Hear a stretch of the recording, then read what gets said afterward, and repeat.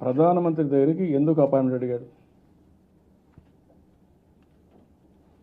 ఈ వ్యక్తి యొక్క ప్రవర్తన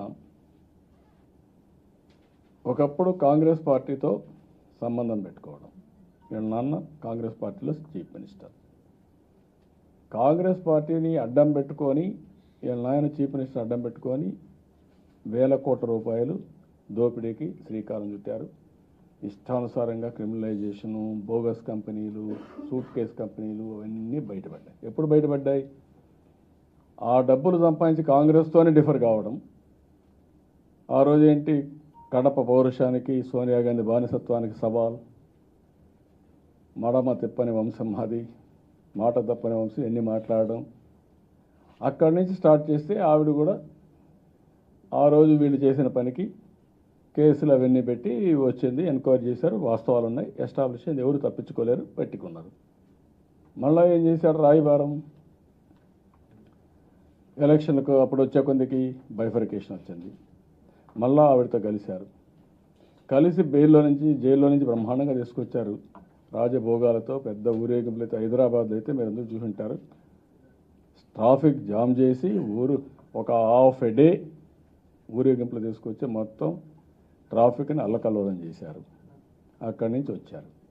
ఇద్దరు ఏంటి ఆ రోజు కాంగ్రెస్ పార్టీ ఇద్దరు చేసిన తప్పుడు పని, నువ్వు అక్కడుండు, గెలిచిన తర్వాత మాకు గెలువు, ఇక్కడ తెలంగాణలో మాకు వస్తుంది అనుకున్నారు. రెండు పోయినాయి, క్యాలిక్యులేషన్స్ అన్నీ ఫెయిల్ అయ్యారు, అయిపోయింది. ఇటీవల కాలంలో దేశంలో అవినీతి పైన డాక్యుమెంటరీ ఎవిడెన్స్ ఉండే వాళ్ళందరిపైన కేసులు పగడ్బందీగా ఎస్టాబ్లిష్ అవుతున్నాయి.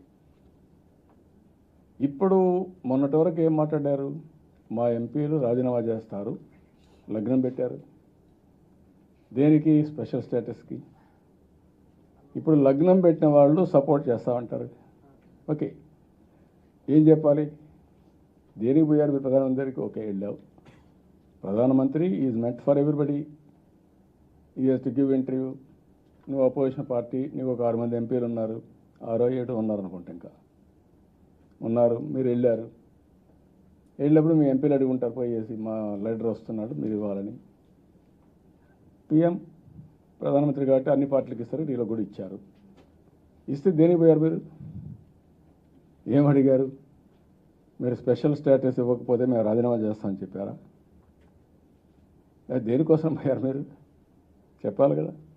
11 గంటల వరకు రహస్యంగా పెట్టుకొని 11 గంటలకు వెళ్ళి నేను ఇప్పుడు వచ్చి వెరిఫై చేస్తే వచ్చిన తర్వాత బయట వచ్చిన తర్వాత చెప్పాడు. అంత రహస్యం ఏంటి? ప్రధానమంత్రి గారు ఎవరు వస్తున్నారు, ఎల్లయ్య వస్తున్నాడా, పుల్లయ్య వస్తున్నాడా, ఇంటర్వ్యూలు చెప్పరు వాళ్ళు. పోయేవాళ్ళు చెప్పుకుంటాం, నేను ప్రధానమంత్రిని కలుస్తున్నా, ఈ ఇష్యూని కలుస్తున్నానని చెప్పి ప్రధానమంత్రిని కలిసి మళ్ళీ బయట వచ్చి నేను ఈ ఇష్యూ ప్రధానమంత్రికి చెప్పాను, ఆయన మారిగా అన్నారు, చేస్తాననుకుంటున్నాను అని చెప్తాం. నువ్వు ఎందుకు చెప్పాలి కదా. వచ్చిన తర్వాత ఏం చెప్పావు? అన్కండిషన్గా సపోర్ట్ చేస్తాను. దట్స్ ఓకే, అది అందరూ సపోర్ట్ చేస్తారు. ఇప్పుడు వీళ్ళకి వేరే మార్గం లేదు కాబట్టి అది వేరే కథ. అంత మునుపు ఏం మాట్లాడారు? ఎన్నిసార్లు మాట్లాడారు? నేను తప్పు చేసినట్టు మాట్లాడారు. మాది ఒక అలయన్స్. ఎలక్షన్ల ముందు నేను బీజేపీతో ఎన్డీఏలో భాగస్వామిగా ఒక అలయన్స్ పెట్టుకున్నాం. ఇది ప్రీ ఎలక్షన్ అలయన్స్, రాష్ట్ర ప్రయోజనాల కోసం ఏర్పాటు చేసుకున్నటువంటి అలయన్స్. దానిపైన ఒక కోయిలేషన్ పార్ట్నర్గా, నేను క్రమశిక్షణ కలిగినటువంటి పార్టీ నాయకుడిగా టైం టు టైం మా మధ్య ఏ సమస్యలు ఉన్నా, ముఖ్యంగా రాష్ట్ర అభివృద్ధికి సంబంధించిన సమస్యలను కూడా నేను ఎప్పటికప్పుడు ఇన్సైడ్గా మాట్లాడా. ఒకసారి గట్టిగా కూడా రిక్వెస్ట్ చేశా, గట్టిగా కూడా డిమాండ్ చేశా. కానీ బయట నేను మాట్లాడలా. మీరేం మాట్లాడారు?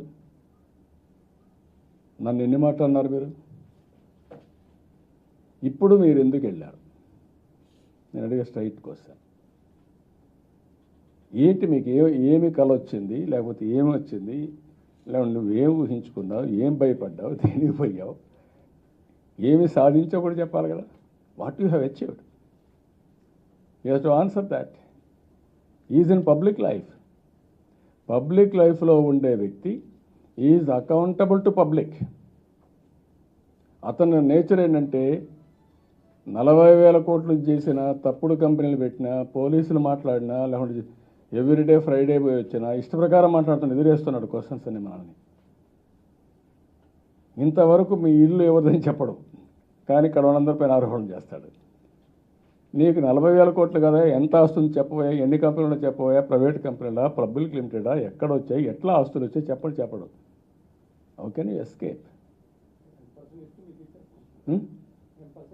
అదే ఆ 10% ఇన్ వాట్, అది ఎట్లా వచ్చింది చెప్పు. ఆ 10% క్యాలిక్యులేషన్ ఎట్లా వచ్చింది, ఆ 10% ఆస్తులు ఎక్కడి నుంచి వచ్చాయి చెప్పు అని. 10% నువ్వు, నేను చాలా తెలివైన వాడండి, బ్రహ్మాండంగా